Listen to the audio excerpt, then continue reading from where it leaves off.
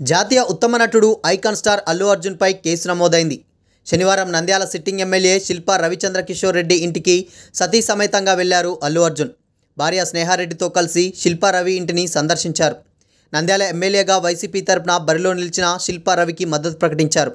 అల్లు అర్జున్ వచ్చారనే సమాచారంతో శిల్పా రవి ఇంటి వద్దకు భారీగా అల్లు అర్జున్ అభిమానులు చేరుకున్నారు. ఆ ప్రాంతమంతా కిక్కిరిసిపోయింది. అయితే అనుమతి లేకుండా ర్యాలీ నిర్వహించారనే కారణంతో పోలీసులు అల్లు అర్జున్ శిల్పా రవి మీద కేసు నమోదు చేశారు. సినీ నటుడు ఐకాన్ స్టార్ అల్లు అర్జున్ మీద కేసు నమోదైంది.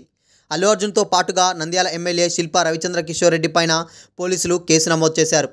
అల్లు అర్జున్ శనివారం నంద్యాల సిట్టింగ్ ఎమ్మెల్యే వైసీపీ నేత శిల్పా రవిచంద్ర కిషోర్ రెడ్డి ఇంటికి వెళ్లారు. సతీమణి స్నేహారెడ్డితో కలిసి నంద్యాలలోని శిల్పా రవిచంద్ర కిషోర్ రెడ్డి ఇంటిని సందర్శించారు.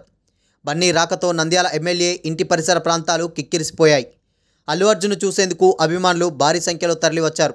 అయితే ఎలాంటి ముందస్తు అనుమతి లేకుండా అల్లు అర్జున్ శిల్పా రవి నంద్యాలలో ర్యాలీ నిర్వహించారని రిటర్నింగ్ అధికారి పోలీసులకు ఫిర్యాదు చేశారు. ఆర్ఓ ఫిర్యాదు ఆధారంగా పోలీసులు అల్లు అర్జున్ శిల్పా రవి మీద కేసు నమోదు చేశారు. మరోవైపు నంద్యాల సిట్టింగ్ ఎమ్మెల్యే శిల్పా రవిచంద్ర కిషోర్ రెడ్డి అల్లు అర్జున్ స్నేహితుడు. ఈ నేపథ్యంలో స్నేహితుడికి మద్దతు తెలిపేందుకు అల్లు అర్జున్ ఇవాళ నంద్యాలకు వచ్చారు. గత ఎన్నికల సమయంలో కూడా శిల్పా రవికి తన మద్దతు తెలియజేశారు అల్లు అర్జున్. అయితే ఈసారి ట్వీట్ చేసే సరిపోదని అందుకే ఇంటి వద్దకు వచ్చి రవికి మద్దతు తెలియజేస్తున్నట్లు అల్లు అర్జున్ చెప్పుకొచ్చారు. నంద్యాలకు వచ్చిన అల్లు అర్జున్కు శిల్పా రవి దంపతులు కూడా అదే స్థాయిలో స్వాగతం పలికారు. అభిమానులు కూడా గజమాలతో అల్లు అర్జున్కు స్వాగతం పలికారు. బన్నీ వాహనాల వెంట భారీ ర్యాలీ వెళ్లారు. వేలాది మంది అభిమానుల మధ్య శిల్పా రవి ఇంటికి వెళ్లిన అల్లు అర్జున్ ఇంటి వద్ద నుంచి అభిమానులకు అభివాదం చేశారు.